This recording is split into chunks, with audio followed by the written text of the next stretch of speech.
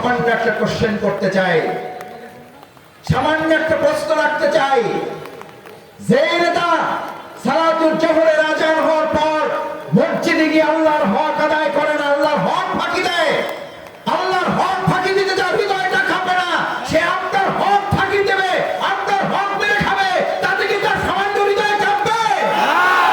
আল্লাহর হক যে মেরে খায় সে মানুষের হক প্রতিষ্ঠা করতে পারে না। হক যে প্রতিষ্ঠা করে সেই জনগণের হক আদায় করতে পারে। আগামী দিনে আল্লাহর হক আদায়কারী নেতৃত্বে মাহফিল পরিচালনা করব। কেন? এটা জামাত ইসলামের আবদার না, এটা শফিকুল ইসলাম মাসুদের কোন আবদার না।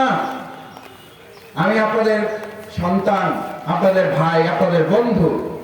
আমি 2001 সাল থেকে এই প্রিয় বাউফল 1992 সালে আমার প্রিয় ধান্দি মাদ্রাসা থেকে আমি দাখিল পাশ করেছি।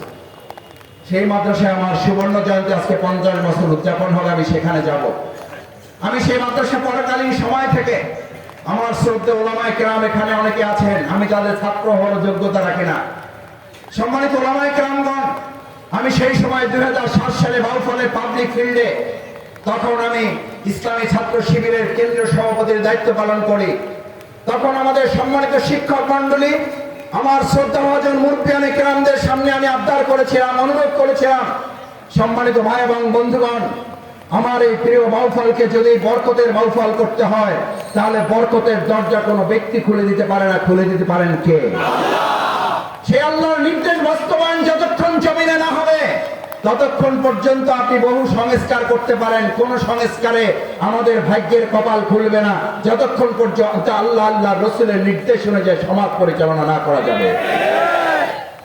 আজ এখানে যে সমস্ত ভাই এবং বন্ধুগণ এসেছেন, আমাদের এই প্রিয় বাউফল 2024 সালের জুলাই আগস্টের গণ অভ্যুত্থানের পরে যে সুন্দর চেহারায় বাউফলে তৈরি হয়েছে, এই সুন্দর চেহারায় আমরা যদি আজকে দেখি, আবার কেউ এটাকে কালিমা লেপন করছেন, আবার কেউ চাঁদা আদায়ের চেষ্টা করছেন, আবার কেউ দখল বাণিজ্যের দিকে যাচ্ছেন, আবার কেউ মাদকের ব্যবসা করছেন, আবার আমাদের তরুণ যুবকদের হাতে গিয়ে অবৈধ অস্ত্র তুলে দেওয়ার চক্রান্ত করছেন, তাহলে আমরা ধরে নেব, বাউফলবাসী ধরে নেবে, এই চক্রান্তকারী, এই অস্ত্র প্রদানকারী, এই মাদক সেবনকারী এবং মাদক কারবারি, এই চাঁদা আদায়কারী, এই অবৈধভাবে দখলদারিত্বের সাথে সংশ্লিষ্ট ব্যক্তি কোন দলমতের হতে পারে না।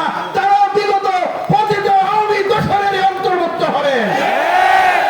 দোসরদের যেভাবে মোকাবেলা করা হয়েছে, তাদেরকেও ভবিষ্যতে বাউফলবাসী সেভাবে মোকাবেলা করবে। এতগুলো শহীদ, এতগুলো আহত, এতগুলো পঙ্গুত্ব, এত হাত, এত চোখ, এত পা হারানো, নতুন এই স্বাধীনতাকে আর কারো হাতে আমরা বিক্রি হতে দেব না। 1971 সালের স্বাধীনতা এবং মুক্তিযুদ্ধকে কোন একটা দল, কোন একটা নেত্রী, কোন একটা পরিবার যেমন এটাকে কলঙ্কিত করেছে, আমরা কোথাও কোথাও শুনি, আমাদের কানে আসে।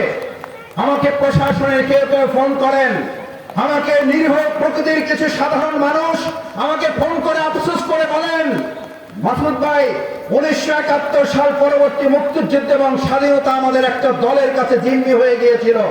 আবার 2024 সালের জুলাই আগস্টের এই গণ অভ্যুত্থানে নতুন স্বাধীনতাও যেন কোন একটা ব্যক্তি এবং জনগণের কোন একটা দলের কাছে যেন এটা জিম্মি হতে না পারে, সেটা খেয়াল রাখবেন।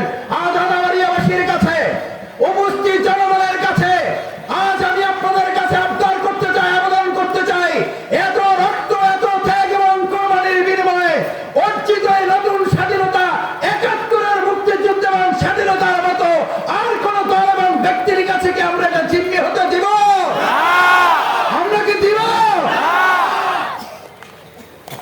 সেটার জন্য এখানে আজকে যারা উপস্থিত আছেন, তাদের সবাইকে বিশেষভাবে আন্তরিক কৃতজ্ঞতা জানাতে চাই। সম্মানিত ভাই এবং বন্ধুগণ, আমরা প্রশাসনকে সহযোগিতা করব, আমাদের সব দল মতের ঊর্ধ্বে উঠে পুরো বাউফলকে আমরা একটা পরিবারে অন্তর্ভুক্ত করব। পরিবারের সদস্যরা সুখে দুঃখে মিলে মিশে যেমন ভালোবাসায় নিজেরা সহাবস্থান করে, আমরা আমাদের এই প্রিয় বাউফলের সহ অবস্থানে বিশ্বাসী সমস্ত মত এবং পথের মানুষদের কিনে একতাবদ্ধ হয়ে আমরা জীবন যাপন করে পুরো বাউফলকে একটা পরিবার অন্তর্ভুক্ত করব।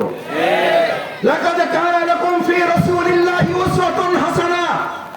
মসজিদের ইমাম যখন সমাজ এবং রাষ্ট্রের ইমাম হবেন, মসজিদের ইমাম যখন এই কাউন্সিলরের দায়িত্ব গ্রহণ করবেন, মসজিদের ইমাম যখন ইউনিয়ন পরিষদের দায়িত্ব গ্রহণ করবেন, মসজিদের ইমাম যখন মেম্বার হবেন, মসজিদের ইমাম যখন মেয়র হবেন, মসজিদের ইমাম যখন আমার এই প্রিয় বাউফলের জনপ্রতিনিধিত্ব সংসদ সদস্য হবেন, তখন আমাদের প্রিয় বাউফলে কোন একজন ব্যক্তি এমপি হবেন না, কোন একজন ব্যক্তি চেয়ারম্যান হবেন না, কোন একজন ব্যক্তি মেম্বার হবেন না। আমাদের বাউফলে ভবিষ্যতে আর কারো শাসক হবে না। আমাদের বাউফলে ভবিষ্যতে আমরা জনগণের সেবক হিসাবে দেখতে চাই। আমি বাউফলবাসীর কাছে জানতে চাই, আপনারা কি ভবিষ্যতে বাউফলে আর কোন শাসক চান নাকি সেবক চান? সেবক তারাই হতে পারে যারা মসজিদের ইমামতিও করবে, জনগণের নেতৃত্ব দেওয়ার জন্য সমাজ এবং রাষ্ট্রের ইমামতের দায়িত্ব গ্রহণ করবে। সম্মানিত ভাই এবং বন্ধুগণ, আমাদের এই প্রিয় মাতৃভূমি বাংলাদেশ, এই বাংলাদেশের সামগ্রিক অবকাঠামোকে উন্নতি এবং অগ্রগতিতে নেওয়ার জন্য আমি যেটা বলছিলাম 2007 সাল থেকে আমি আপনাদের পাশে থেকে চেষ্টা করেছি এই বাউফলের কল্যাণে অগ্রগতি উন্নয়নের জন্য কাজ করার। কেউ কেউ হয়তো মনে করতে পারেন শফিকুল ইসলাম মাসুদ তুমি তো কাজ